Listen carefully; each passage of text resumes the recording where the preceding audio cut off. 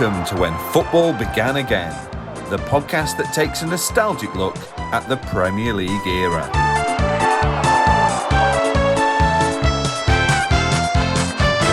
Hello and welcome to episode 4 of When Football Began Again. Thank you so much for joining me. Today it is the first of our episodes where we have an in-depth chat with a former player or manager from the Premier League era, and what a start I have in store for you. Today it is Brian Deane, former England international, the scorer of the first goal of the Premier League era. Of course, we chat about that, find out about the different moves he made in his career. He talks very honestly about being dropped in a cup final at Wembley for Leeds in 1996, the Coca-Cola Cup final against Aston Villa. Very, very honest about that. He gives me some really juicy thoughts and comments about two high-profile managers that he worked with, which was very enjoyable. And he also shows a real side, a vulnerable side, I think, of he talks about a manager that he had when he was a young player and was really beginning to doubt himself. And this manager, and the words of wisdom this manager gave him to really instill in the belief in him that he was going to go all the way to the top, which of course he did. A fantastic Premier League career was ahead of him. So all of that and more is coming up very shortly. Before we get to that, if this is your first episode, welcome. Thank you so much for finding us. I hope you enjoy the show. If you are returning, and there are more and more of you each week, which is honestly fantastic. I can't tell you how grateful I am for that. If you are one of the returning listeners, thank you for coming back. Welcome to all of the Swindon Town listeners who joined from last week. Some lovely comments about last week's show. I may share one or two of those at the end. We'll also reveal who the greatest Algerian Premier League player is from last week's episode at the end as well. Just one little tweet I just wanted to share before we start today's show. This is from Sean Queenan on Twitter. He said, "Play your apps right is the greatest game ever, and I'll not hear anything different. Maybe even better than football." I don't know about that, Sean, but thank you for your kind words. Play your apps right will be back in a couple of weeks, but you can go back and either watch again or just play along if you've not seen this on our YouTube channel. There's a playlist on there. You can play along. It's the addictive game that seemingly quite a few of you are already enjoying playing along at home. So that's great news. It will be back very soon. Also on our YouTube channel, you will find full episodes of all 4 episodes, including this one. Just if you're listening and you want to go back and watch, or you're watching this and you want to listen on the go, we're on all of the podcast platforms as well. So just find us on all of those channels and subscribe. It's a great way to keep up with the show every week when it's released. So let's get into my chat with Brian Deane. I really loved talking to Brian. It is such a privilege to sit and have an in-depth chat. It's just a brilliant insight into the life, the thought process, the mentality that gets a top level athlete to where he got to in his career. And even now, post-retirement, there's still so much evidence of that, as you're going to see. There's some really, really interesting bits. And if you are an aspiring athlete yourself, there's definitely things in here to take away from it as well. Just a lovely guy and a really nice chat. He is a very, very busy man, and we actually had to reschedule this chat a couple of times. There's a little bit of feedback, a little bit of static on one or two of my questions to him because we just had a slight sound issue. That's sorted out quite quickly, just in case that comes across. But other than that, let's get into it. Let's find out more about the Premier League career of Brian Deane. Joining us today to discuss their Premier League and football career in general, Brian Deane. Brian, thank you so much for joining us today. How are you keeping? You look fantastic. You still look like you could play 90 minutes of top flight football to me. How's retirement treating you? Nah. Not going to happen. If you look at my Instagram, I put a tweet out. I put a message out because somebody sent me a picture of my time at Benfica, and I said, it seems like yesterday, but it feels like a different body. There's only one place to start, really, for a Premier League podcast with Brian Deane on it, and that is Saturday, the 15th of August, 1992. Before we relive that famous goal, some context: you'd been at Sheffield United for 4 seasons, you'd fired them from the old third division into the first, you'd already got 25 top-flight goals under your belt, and you're an England international at this point. Then comes the start of the Premier League. What can you remember about that transition from kind of old First Division to Premier League? Was it a big deal as a player on that start of the new season, or was it business as usual? It's just business as usual, to be honest. Because we sort of like got promotion after promotion, it just seemed like a natural progression for me. I didn't really, I wasn't nervous about playing against anybody anymore. I knew I could score, and so it was more about testing myself against the other top strikers in the division, really. And that goal you scored was the first of the Premier League era. When did you become aware of that, and what can you remember about the goal itself? Just the usual, really. I mean, it's funny, I get asked this all the time, and I appreciate it, but it was half time when I come off the pitch. I always scored on the first game of the season, so I had this mindset that we were going in to play Manchester United, probably the best time to play against Manchester United, because the team wouldn't have been sort of like, warm and cooking on gas, and we had a chance. We had a plan. We went into the game. We knew that in terms of possession, they would be better on the ball than us, better players, but we knew that we were quite innovative when it came to set pieces, and a little bit of a leveling of the playing field. We had one plan when we were defending. It was about being responsible for your own player, your individual player. But then it was all about creating space when we were attacking. And when you create space, how you utilize the space that you've created. And that's exactly what we did. And like you say, after, I think it was about 4 minutes, we got a a throw in. Long ball from Carl Bradshaw, headed on, I think, by Clayton Blackmore, and I sneaked between Gary Pallister and Peter Schmeichel. It sounds as simple as that, but honestly, it was. I look back now, and this thing, it worked like a dream. You finished that season with 15 goals as Sheffield United's top scorer. It also made you joint 7th top scorer in the league, tied with Eric Cantona, Mark Hughes and Matt Le Tissier, so you weren't keeping bad company that season. Then comes a move to your hometown club, Leeds. You'd been linked with them previously. Was it an ambition to play for Leeds? How did it come about? When I left Sheffield United because, we kind of had come to a point where, that season that first season in the Premier League, I felt under a lot of pressure, unduly, and I kind of thought, well, if it goes, we'd spoken in the summer beforehand about the state of the club and the fact that the club was struggling financially, and I knew basically that they had to do something, otherwise they would have been in serious trouble. It's not like it is now, in terms of how clubs were run, what money was being pumped in by the league sponsors and so on. So it was a difficult decision to leave Sheffield United, because it's what I knew. I felt as though it was my home. When Leeds came in, I was a little bit, there was 2 clubs that came in. One of them was Sheffield Wednesday, which I couldn't have gone to, and I wouldn't have done. Too much respect for what I'd done at Sheffield United, and also it just wouldn't have felt right anyway. I know people have done those moves, but that's not how I was brought up. So I knew it wasn't for me, especially when I say it's not how I was brought up. For a lot of Blades fans, I was their main player. So for me to go and play for the direct rivals, I mean, Leeds was bad enough, but Sheffield Wednesday, I think I wouldn't have been able to, nobody would have forgiven me, and I certainly don't think I'd have gone back 2 other times. So, it wasn't a hard decision to go to Leeds. I think at the time I felt that it would be a good move because looking at what Leeds had done the season before and thinking that, it's probably been around better players, I suppose. I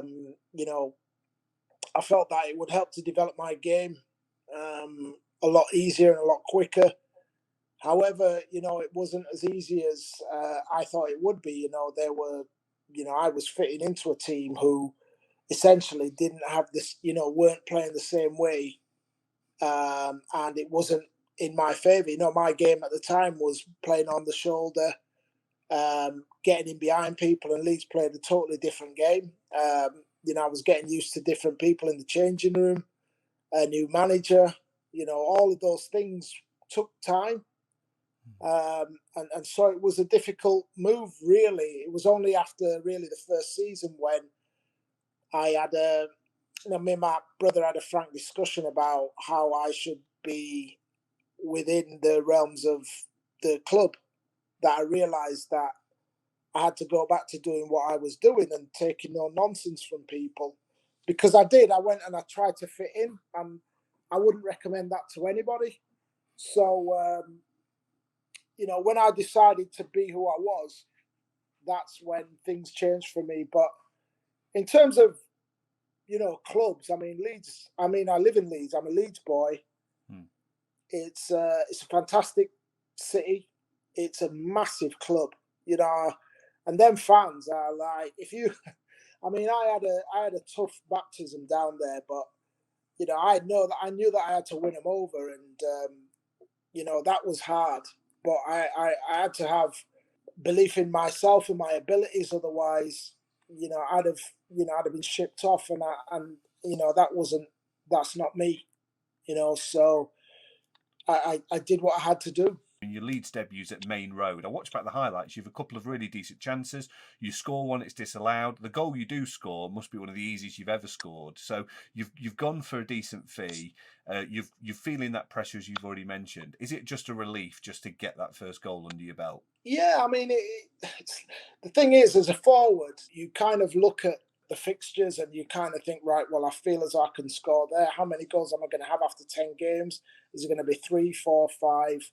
If you don't score, it saps your confidence. I knew that I had to get off the mark pretty quickly, especially moving to a new club. So yeah, it was difficult, but that's the game, And that after that goal rescues the point at City, you set up Gary Speed for the winning goal on your Ellen Road debut. You've already touched upon it, actually, in terms of that Ellen Road crowd. I've been to Ellen Road as a fan a few times, as a visiting fan, and it feels like an electric atmosphere. How is it playing for them every week? If they're behind you, it's great. Yeah. if they're again you, as they say in Sheffield, yeah, they're one of the most electric sets of fans, and it's really funny because I look at what's happening down there now and the way how they react when they get a goal or when they win, and they just want success. They've been starved of success.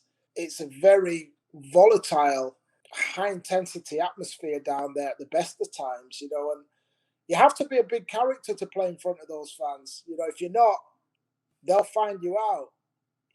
So yeah. Let the buyer beware. Yeah. And well, in your time at Leeds, you had a Wembley final. You came on at half-time in the 1996 Coca-Cola Cup final. should have been in the starting lineup. Could it have been a different result? Obviously, for that match, you dream of playing at Wembley. It must be really bittersweet, though, on a day like that, where obviously you don't get the right results. How do you reflect on that? When you go and play in a game like that? I'll be totally honest with you. It was a disgrace that I wasn't playing. I played in the game the week before against Everton at home. We played a weakened side and we drew 2-2. I scored both the goals, got man of the match. And then, when I got in the changing rooms, I knew I wasn't playing because I'd scored the 2 goals the week before. I said, I can hold my hand up. I was ready. I was ready to do my bit. But the stars had already been aligned by somebody else. So I absolved myself of any blame for that victory. I'm sorry. I was cut up. But the funny thing is that like I said, I knew I wasn't playing the week before, even though I'd scored 2 goals, man of the match. And Rod Wallace was the same. And me and Rod both knew that we weren't going to be having much input. But I tell you a funny thing that happened. So, like you say, I came on at half time and I was furious because it's one thing knowing that you're not going to be in the starting lineup, but when the game starts as a player, it really wrenches at you, because you're like, what am I doing here? Like, you know what I mean? Yeah. And every time I went to warm up, I kind of had a little glance into the stands, and Rod was in the stand with Phil Masinga.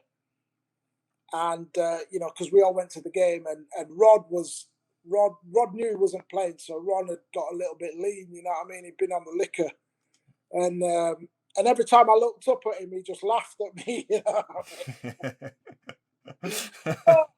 It was, I would look at her like, give it one of them, like, but it was all, look, those are memories. Yeah, we lost. Part of life, if we'd have won, yeah, it would have been different. But you've got to take the rough with the smooth. I think what I was disappointed with was the manager's choice and tactics and all the rest of it. But the crowd let him know after the game. Like I said, that crowd don't mess around. If they like the fairest supporters, if you work hard for the team, if you give them everything, they'll hold their hand up. But if they feel like they've been cheated, more so than anybody else, they ain't messing around. And like I said, that day I was upset. I was available and ready. 32 Premier League goals later, you're actually back and then at Bramall Lane in the First Division this time. It is a shorter spell, but just as prolific, with 13 goals in 29 games in that second spell. What was it like returning to Sheffield United? You've already described it as it felt like home. Is that how it felt on that second spell? Yeah, it did, to be fair. I mean, I could have gone abroad. I could have gone to play for Feyenoord in Holland, but it just didn't feel right. And I was a little bit apprehensive about moving down a division. But when I saw Paul Merson had gone from Villa to Middlesbrough, it kind of absolved me of a little bit of like, I didn't want anybody to think, oh, he's copping out, he's playing in an easy. It wasn't anything about that. I got sold a project by the management. And I thought, yeah, I'll sign up for this. I could see that they had put together a really good team. And I was really happy to go back in the end, So yeah, it was great to be back home from my point of view. I mean, the season from that point of view up to, I don't know what happened. I mean, I think the owners, they had a different idea of what they wanted, and I kind of feel sorry for the fans because I feel they were robbed. The players, we were all totally committed, but there were other things going on. What happened with me, it came to Christmas, I was a little bit disillusioned by what was going on. And I got the opportunity to leave to go to Benfica. I'd always wanted to go and play abroad. My first ever World Cup was the '78 World Cup, where you had people like Mario Kempes and Leopard Luque, Bertoni. The '82 World Cup is the Brazilian team in the '82 World Cup is, for me, the most special team ever. I was in love with that Brazil team, and what they could do. The idea of playing in a hot country, scoring goals and those kind of atmospheres was just, it meant more to me than sort of like being here in England and, because I'd done everything here from that point of view. It was about challenging myself a little bit, I think. And I always wanted to do something a little bit different. For me, it's always been about respect, and challenging myself and overcoming adversity. So that was a massive challenge for me. And even when I signed, I was really hesitant, and I was basically crapping myself. But again, I had to believe that I could do it and get over it and win. Not only, when I say win, I don't mean win games, win over the fans, win over my teammates, get the respect of everybody, because that's when you really measure yourself. You're building up the resilience that you might need. And I was lucky that I had something that I could, that was a challenge for me, and I created challenges with my footballing ability. I know that, there's times where people will kind of look at me and they'll go, oh, well, Yeah, he could head the. I was so much more than that, and I might as well say, I was so much more than somebody who was just good in the air. I think that was perhaps the kind of, the third part of me. I could go down the left, I could go down the right, I could shoot my left and my right. All of these things I practiced as a kid. Left foot, right foot, left foot, right foot. Nobody had to teach me any of that. But what it was about nurturing that rawness, and having the right, the right managers for me at the right time. Dave Cusack was my manager at Doncaster, and he was the right man at the right time for me. Billy Bremner left and he went to Leeds, and Dave took over as player manager. And immediately he promoted me to the first team training. And after a few sessions, he gave me my debut. Dave was a proper man manager, and things were tough for people then. The players have so much now, and I've been a manager myself, so I know what I'm talking about. We used to come into the changing rooms at full time. I remember Dave would, if we lost, then it was the younger lads who would get it in the neck. Everybody would get it, but then you'd sort of like see his eyes coming round the changing. And I remember we played Mansfield this one day, and we lost 1-0, and he kind of was going around, and I remember before, when we were coming off the pitch, me and Paul Holmes said, right, who do you think's going to get it today? and we went in, and like Dave looked at me, and he absolutely tore a shred off me. And I felt about that big. And we lost 1-0 to Mansfield, and then the next day I went to see him because I thought, I can't take this no more. I'm a 19-20-year-old kid who's playing in what is now League One. So I went and I said, listen, Gaffer, I said, I don't know if this is for me. I said, I don't know what I'm doing wrong, and maybe I'm not good enough. He said, listen, after the game, George Foster comes up to me and he said, how much do you want for your centre forward? And Dave said, you can't have him. He's going to be a top player.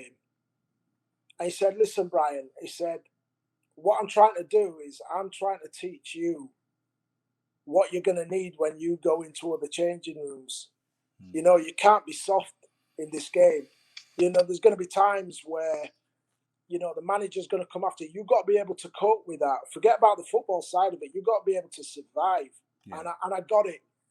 I absolutely understood exactly what he was talking about after that. And then obviously I went to Sheffield United. He was like a mentor and a guardian angel for me. When he got sacked, Dave Mackay came in, didn't really get on with him, to be honest. I'm nobody's fool. I respect my elders, but, I'm not going to allow anybody like that kind of intimidation. I thought, we scored 40 goals. I've scored 10 of them, and you're kind of like telling me that I have to sign this contract now. I was like, see you around.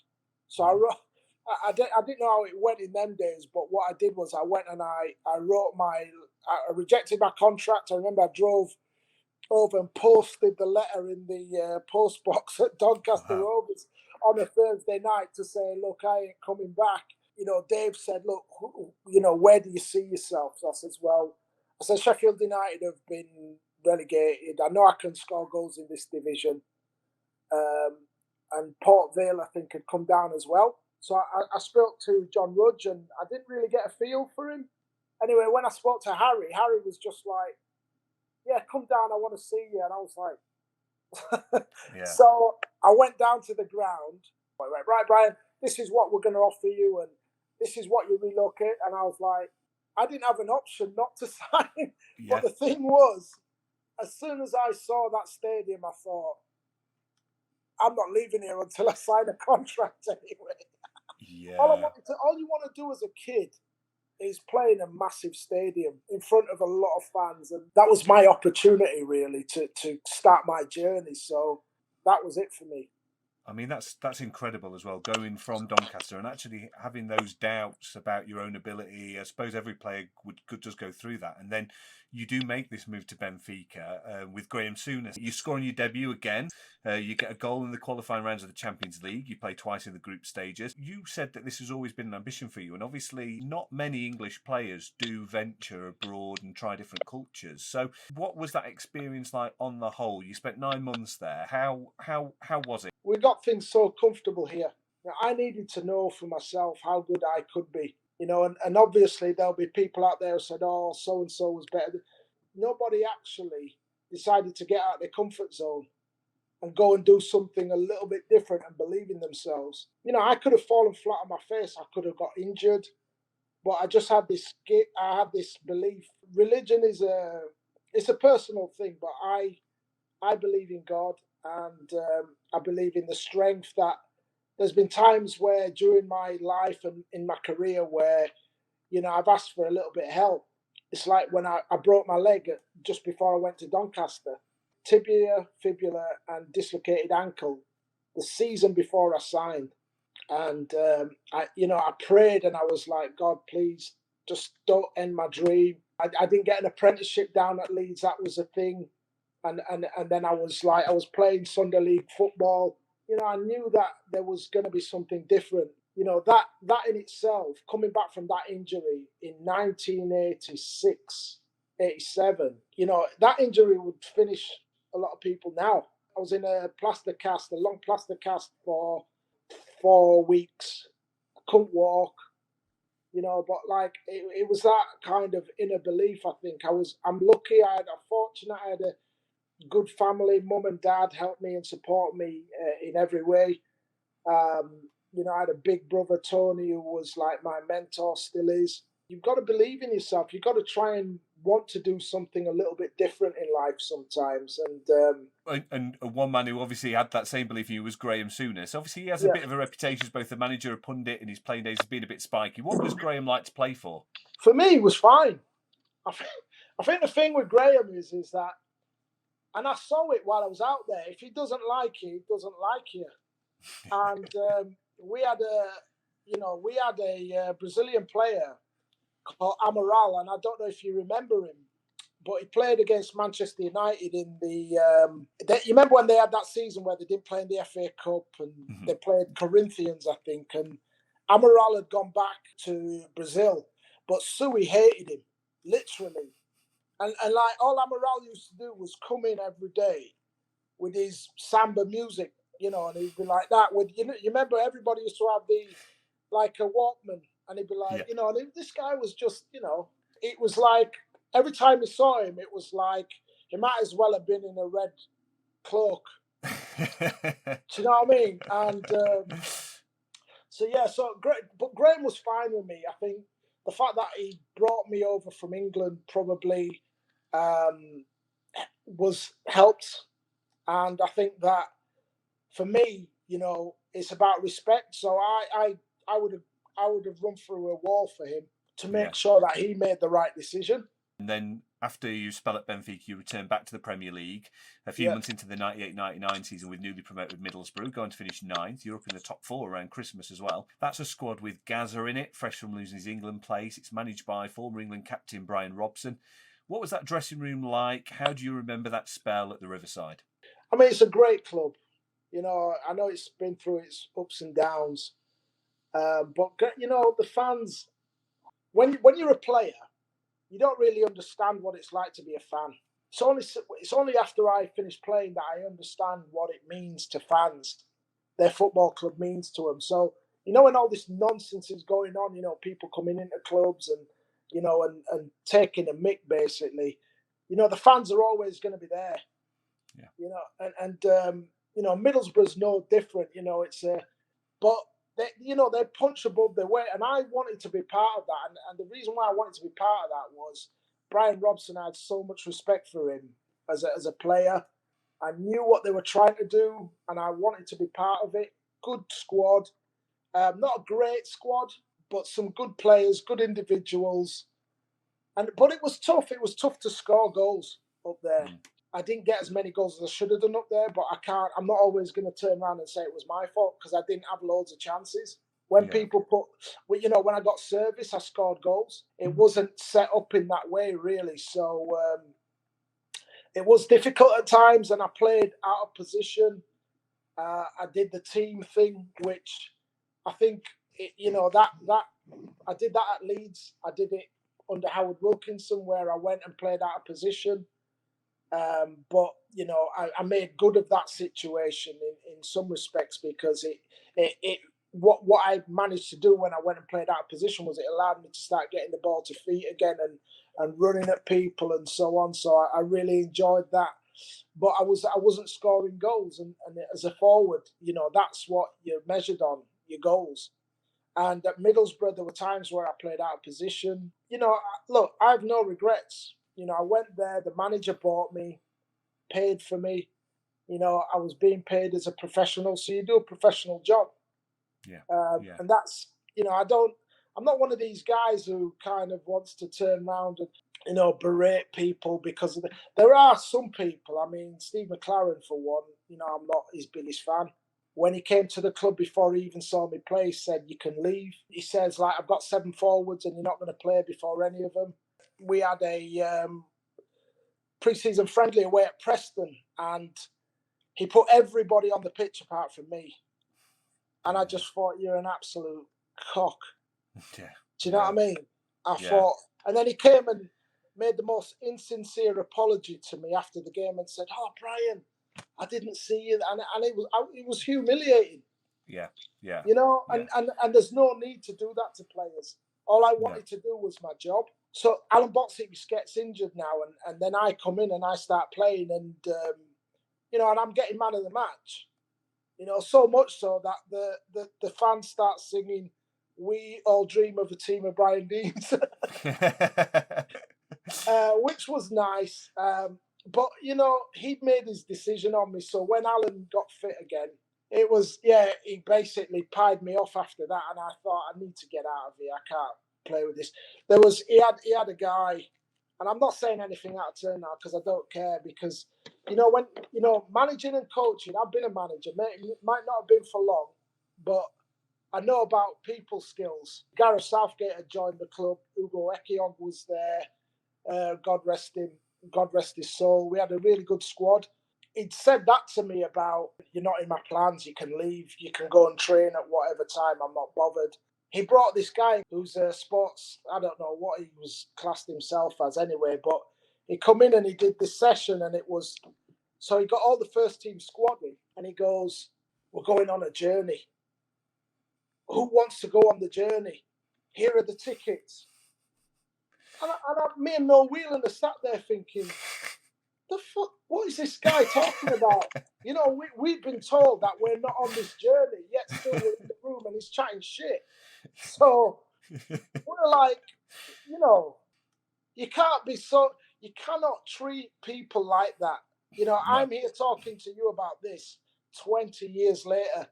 And that's because somebody didn't have respect for me.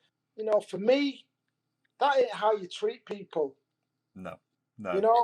And consequently, when I went into management, in terms of my management style, I knew I couldn't treat people like that. They won't respect you.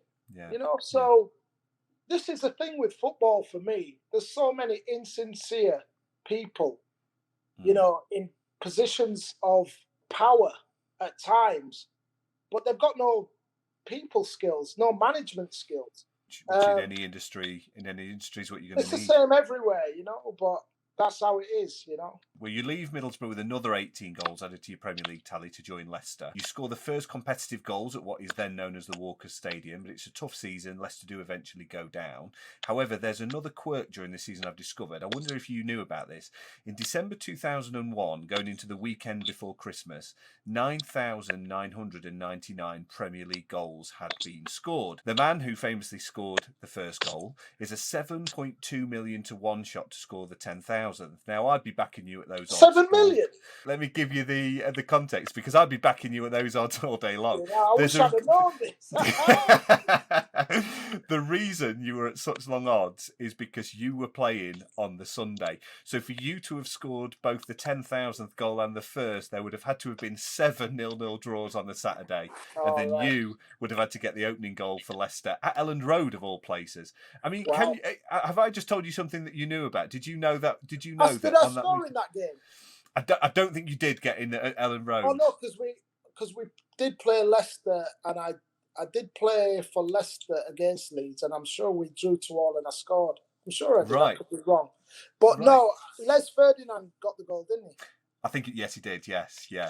So he got the 10,000. That's right. Yeah. So there you go. I mean, that could have been one hell of a record to get that first goal. And after Leicester's relegation, your goals helped fire them back into the top flight the following season. You leave for spells at West Ham, go back to Leeds, Sunderland, before a trip down under with Perth Glory. An injury impacted your time there, I know. But how was that move for you again? Is that comparable to the Benfica move in terms of just wanting to try something new and try something different? That was a worse move since a certain ex-singer took his laptop into PC World, mate. Trust me. I had an absolute horror at Perth Glory. I didn't do a pre-season. It was, you know what? It was really sad because I went there with the best intentions, but I didn't know what to expect, and it didn't work out for me. I scored 1 goal. The way how it was the beginning of a professional league, and I was 37 at the time. It was things like, we had to wash our own kit. It was just a difficult time, and I'm sure they kind of look at me in the same vein. But hey, it's like, I remember one time I went on holiday with some friends of mine who played for Lincoln, and we were all in these apartments, and as soon as I saw the cockroaches coming out of the rooms, I went and booked in a hotel. So it was time to leave, It just wasn't for me. And, look, I'll never apologise for anything I did from a footballing point of view, because my mum taught me to always give 100%, and that you can only do your best. But on reflection, it was probably the worst thing I could have done. I should have stayed in this country. Perhaps tried to get a club. I'd been released from Sunderland, but I think there was a little bit of arrogance in that from me at the time. That I thought that I can do this. Look, you're never too old to get humbled. So, Brian, as we record this, England are about to kick off in the World Cup. You won 3 caps for the national team, all under Graham Taylor. You played in an era, of course, where the attacking talent was absolutely unbelievable. What did it mean to you, though, to pull on that England shirt? Wow. It meant everything, to be honest. From a kid who kind of grew up reading Roy the Rovers, the actual realisation that you're good enough to pull on that shirt on your own merits is quite intimidating, quite frightening. I wouldn't say that the expectation was so high for anybody that pulls on that shirt. It was probably a feeling that I enjoyed more when I look back on. But I think the whole going away with England thing was, people think that, it's everybody gets on. It's such a great atmosphere. It wasn't always like that. And you'll have heard people talk about how it's quite difficult. The reason why it was difficult for me was because I came from Sheffield United, and you might have 5 players from Arsenal, 4 from Manchester United, 3 from Manchester City, 4 from Spurs, and nobody really, they stayed within their own groups. Someone like me, it was almost like unfashionable to have somebody like myself in the squad, and that was with the journalists as well. I won't say I've got disdain for journalists, but I certainly feel that, in that era, it was, they wanted to pick the team. No, it's not different to now, is it? But it was like a God-given right, and it was almost like, who are you? Nobody really took the time to find out about you. It was like a mafia, and I just didn't fit in, and it was horrible. Yeah. But of course, I wanted to be involved with England. I was involved in a lot of the squads. I was on standby for a hell of a lot, but it was, making that final jump at times. I should have had more caps. I should have done better, but perhaps a lot of that's down to me. But I also think that, if I'd have had the right people around me off the pitch, that would have helped me. I think I might have needed somebody like my own manager, Dave Cusack, just to tell me how good I was, in order to believe that I belong there. So it's difficult, but it's the height of anybody's achievement to pull on that shirt. And I'm proud to say that I was good enough to pull on an England shirt.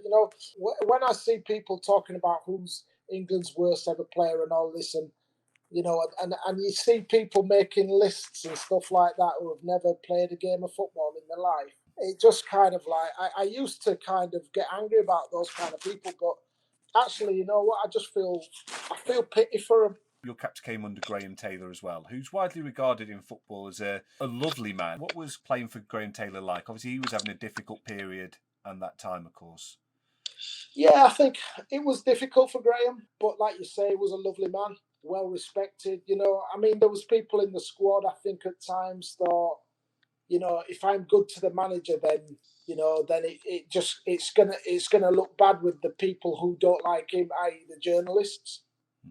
So some people, they sat on the fence, and I don't have much respect for that kind of attitude. The guy was just trying to do his best for his country, and he was the best man at the time. Yeah. And that's what a lot of people don't realise. There's people out there trying to do their best, and that's because they are the best and the most qualified.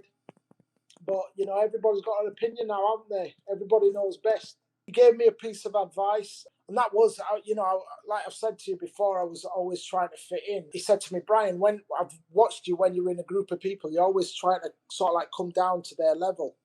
He said, when you're evidently a lot bigger than everybody else, you need to stand back with your shoulders back, look around and take it all in. He could see that my body language was one of, do you believe? I'll never forget that. It meant that he really cared.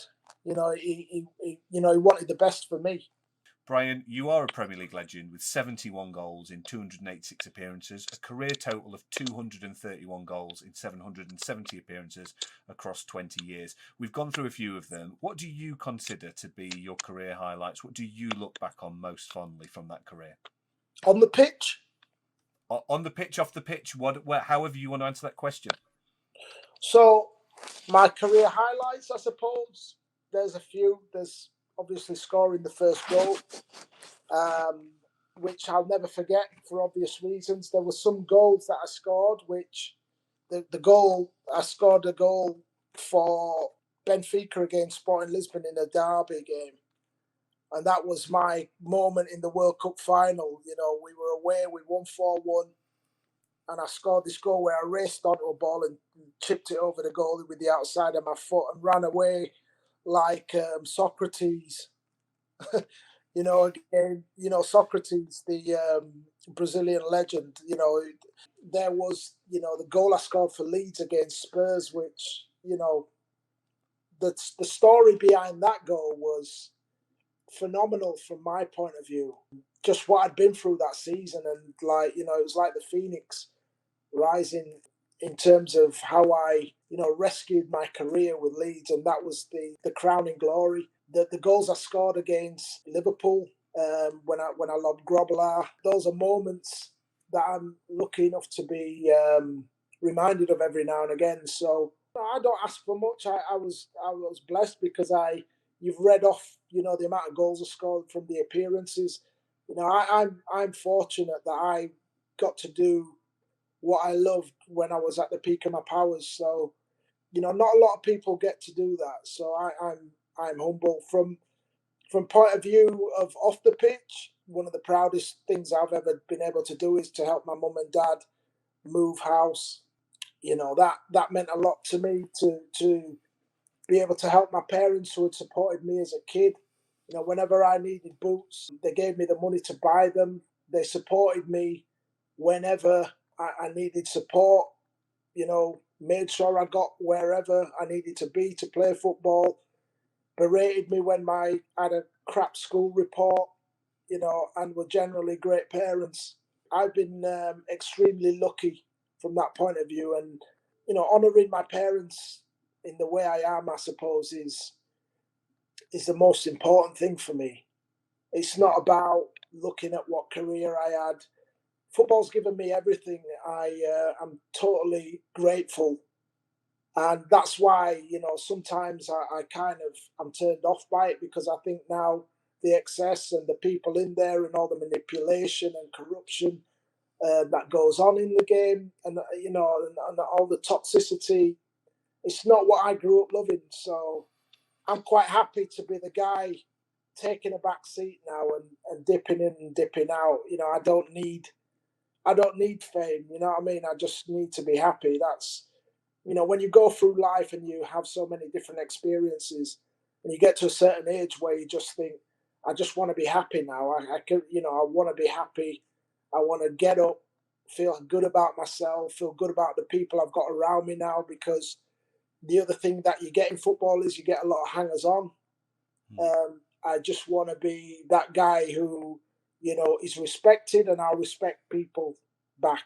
It's been an absolute pleasure talking to you, Brian. And before I let you go, there's one more person that would have wanted to say hello if she was here. You and I actually briefly met a few years ago at a charity dinner. You were an absolute gentleman.